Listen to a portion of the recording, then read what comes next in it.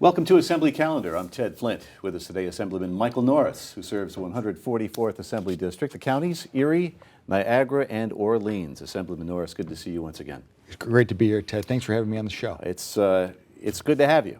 And we're going to talk a little bit today about some positive developments in your district. It's been a busy summer. Summer is over, I guess officially now, we can safely say. Bring us up to snuff on what your summer's been like. What's going on back in the district? You know, the first thing is the READY Commission, which is designed to protect the southern shore of Lake Ontario. We have had tremendous flooding over the past several years, 2017, 2019 in particular. A lot of this, I believe, is because of the inaction of the International Joint Commission from letting the water out and their plan 2014. One good thing I will say about that is my predecessor, Jane Corwin, who served in the Assembly for 8 years, right before I did in this district, has recently become the chair of the IJC. And she has already taken immediate action in working with her fellow commissioners in Canada and in the United States to address this problem.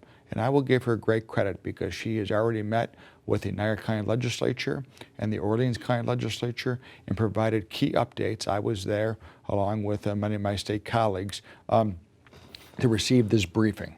The problem is right now, still, we're about 24 inches above where we should be at the normal.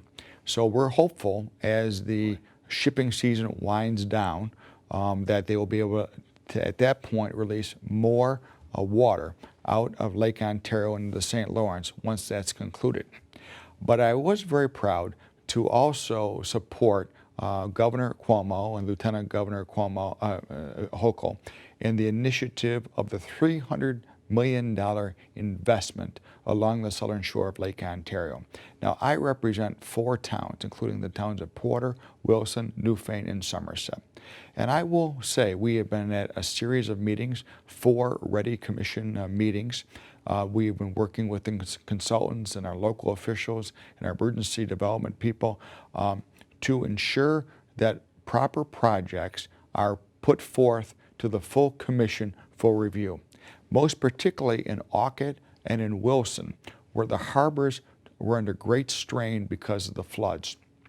And this is having a severe impact on our local businesses, on our charter industry, and on our tourism industry. And though the projects have just recently been recommended to the full commission, it is my hope that the full commission will approve these projects, particularly in Wilson and in Orchid, as well as in Youngstown and Somerset, to protect the shoreline. The other thing I want to mention about that, of the $300 million, $20 million have been allocated for homeowners along the southern shore. And right now, just primary ownership is being permitted under current regulations. I've heard from many constituents. That's why it's so important that you reach out to my office, either by email or by telephone. 839-4691 is my district office in Clarence, 839-4691. I've heard the feedback from the taxpayers along the southern shore of Lake Ontario. And I have recently penned a letter to the governor asking for modifications to allow seasonal property owners also to be included in that $20 million funding and with some more specified criteria.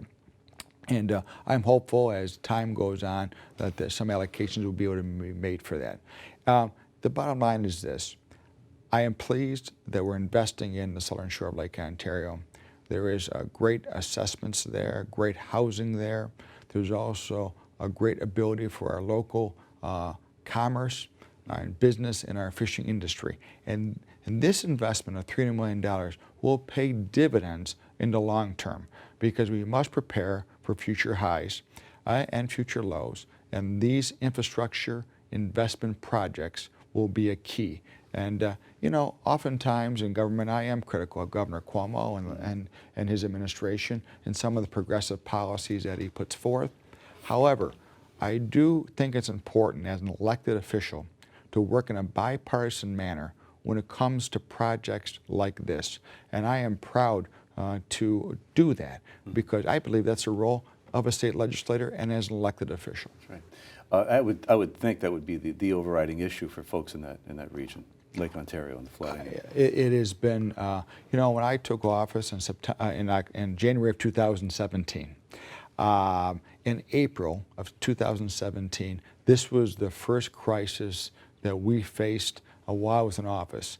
And it's funny, I often mention to my family and friends, when I was at the Orchid Harbor in April of 2017, that's when I realized the importance and the gravity of the responsibility that I ran for and was elected to protect public protection being number one, and to serving the public, because people are rightly outraged by this, the flooding, the investment in their communities, the investments in their homes, and that's when it really hit me. Realizing the importance of this position, and I work hard every single day.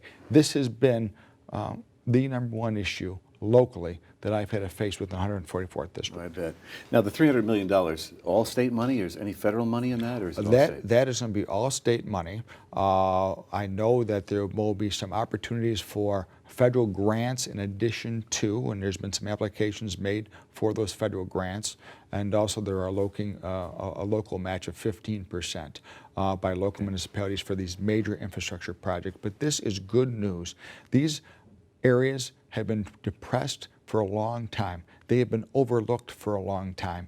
And that's why I'm glad that the governor and his administration, along with the state legislature, you know, Senator Ort, Assemblyman Hawley, myself, Assemblyman Morinello, are working in partnership to get much needed attention to protect this shoreline and to promote economic development and preservation of our tourism industry.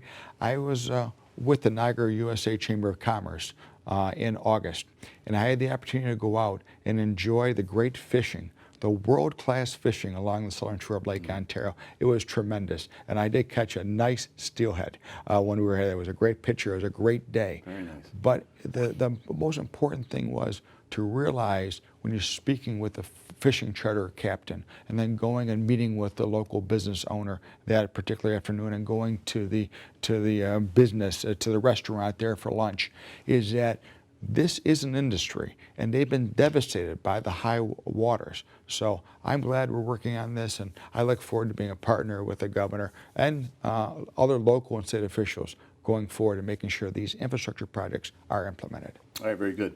Let's talk about the city of Lockport on the receiving end of a $10 million state grant. That's certainly good news. It's great news for the city of Lockport. You know, I live in Lockport. I've grown up in Lockport all my life. Recently, the lieutenant governor was there with local officials to announce the $10 million and then the projects that are going in conjunction therewith. And there's going to be some substantial investments into the downtown region of Lockport, including the Palace and so many other, the underground electric system there, and so many other important projects for Lockport.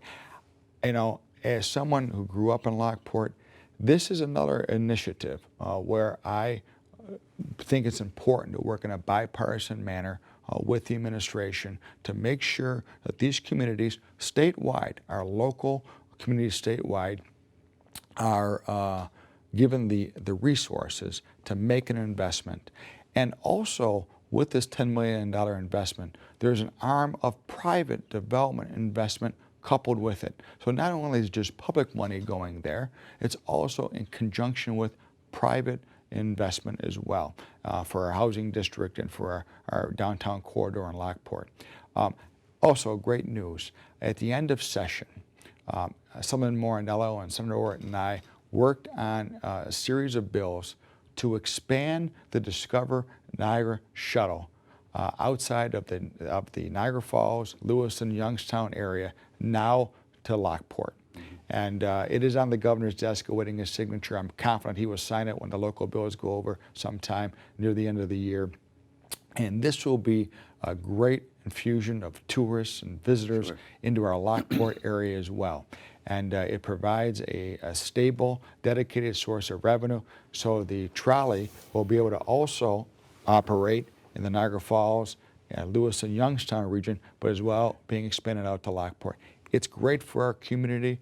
You know, Niagara Falls has over 7 million visitors a year. And if just some of them will come and take the trolley and experience the great things in Lockport, we have our caves and we have our canal boat going through the locks and all of our local businesses, the ice arena and the Palace Theater. It's going to be a great thing. I'm just pleased to have worked with our director there, Sarah Capon, all the local officials, talking about bipartisanship.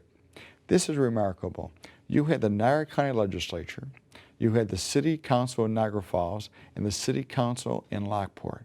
All passed unanimous bills supporting this project.